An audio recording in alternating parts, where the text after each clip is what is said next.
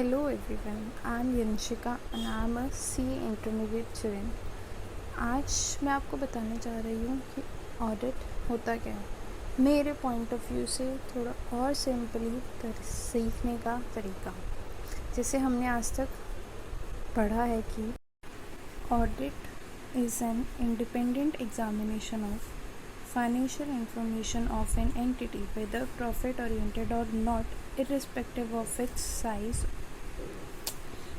it's not of its or legal form, when such an examination is conducted with a view to express an opinion thereon. अब ये तो हो गई जो हमारी ऑडिट की लैंग्वेज है और इसको समझना थोड़ा सा डिफ़िकल्ट है, तो इसके लिए मैंने एक अपना मेथड निकाला है जो मैं आप लोगों से शेयर करना चाहती हूँ। तो वो मेथड क्या है, चलो समझते हैं। ये एक स्टूडेंट है,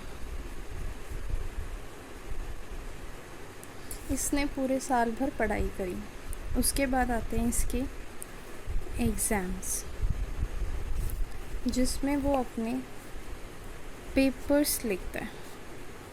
और वो पेपर्स वो कैसे लिखता है वो उसे पता है, जो वो देता है 3 घंटे में या 3 आवर्स में, ठीक है।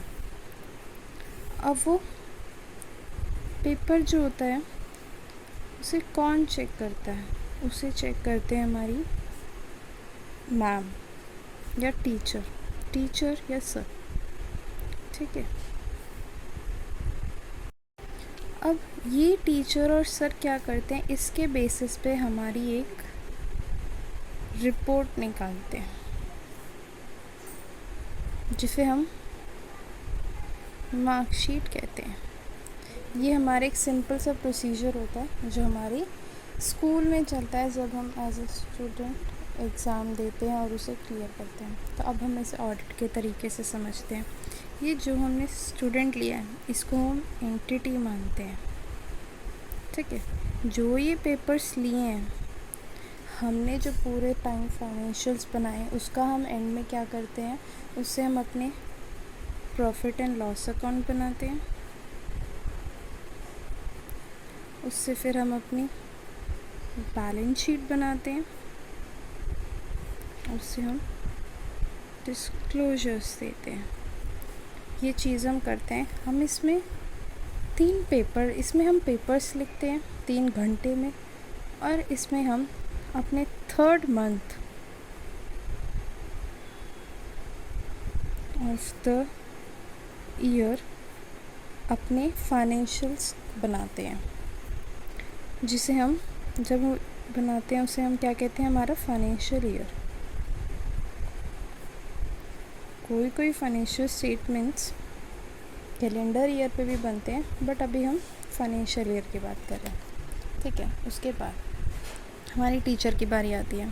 अब जो हमने फाइनेंशियल बनाए हैं अब उसे वो चेक करता है, तो जो चेक करता है वो ऑडिटर होता है। अब हमारे ऑडिटर की होती है एक टीम। उस टीम में एंगेजमेंट पार्टनर होता है और यहाँ उसके बाकी एंगेजमेंट टीम मेंबर्स होते हैं, पार्टनर को छोड़कर, ठीक है। इनका भी अपना अपना काम होता है। ये हमारी ऑडिट रिपोर्ट पर साइन करते हैं, ठीक है। और ये उनको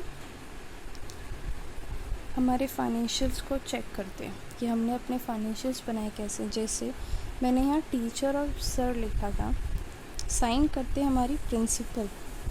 सेम इन द केस हमारा एंगेजमेंट पार्टनर साइन करता है, ठीक है। यहाँ हमारी चेकिंग कौन करता है, पेपर्स को teacher. Same in the case हमारी एंगेजमेंट टीम मेंबर्स हमारे फाइनेंशियल्स को चेक करते हैं और उस पर साइन कौन करता है, एंगेजमेंट पार्टनर। जैसे हमारे स्कूल में जब हमारे क्वेश्चन पेपर आंसर शीट्स की चेकिंग होती है तो हमारी चेकिंग करते हैं हमारे टीचर, मतलब हमारे एंगेजमेंट टीम मेंबर्स। लेकिन जब उस रिपोर्ट कार्ड पर साइन करने की बारी आती है तो साइन प्रिंसिपल के होते हैं, वो होता है हमारा एंगेजमेंट पार्टनर। अब ये हमारी चेकिंग हो गई, इससे हमारी बन गई एक मार्कशीट जिसे हम ऑडिट की लैंग्वेज में ऑडिट रिपोर्ट कहते हैं।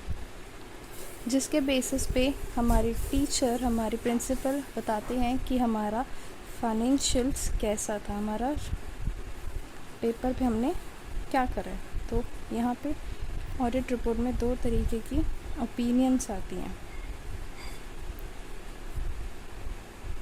जिसे हम लिखते हैं मॉडिफाइड ओपिनियन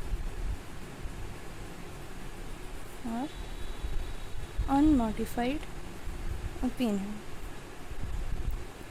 तो अब था क्या, ये स्टूडेंट था, स्टूडेंट के पेपर चेक हुए, पेपर लिखा, टीचर ने पेपर चेक किया, उससे ये मार्कशीट बनी। सेम उसी तरह एंटिटी थी, एंटिटी ने अपने फाइनेंशियल्स बनाए, फाइनेंशियल्स को हमारे ऑडिटर ने चेक करा और उन चेक करने के बाद फाइनेंशियल्स ने उस पर उन फाइनेंशियल्स को चेक करने के बाद ऑडिटर ने उस पर रिपोर्ट बनाई और उस रिपोर्ट को या तो हम मॉडिफाइड ओपिनियन कह सकते हैं, जो उस पर ओपिनियन दिया जाएगा, या उस पर हम अनमॉडिफाइड ओपिनियन देते हैं।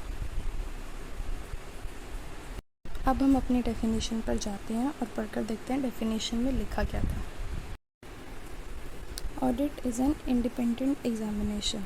सही लिखा है, ऑडिट इंडिपेंडेंट एग्जामिनेशन। जब हमारे टीचर्स हमारा रिपोर्ट कार्ड बनाते हैं, हमारा पेपर चेक करते हैं, तो वो इंडिपेंडेंटली चेक करते हैं, विदाउट एनी बायसनेस चेक करते हैं। तो सही है, ये इंडिपेंडेंट एग्जामिनेशन है।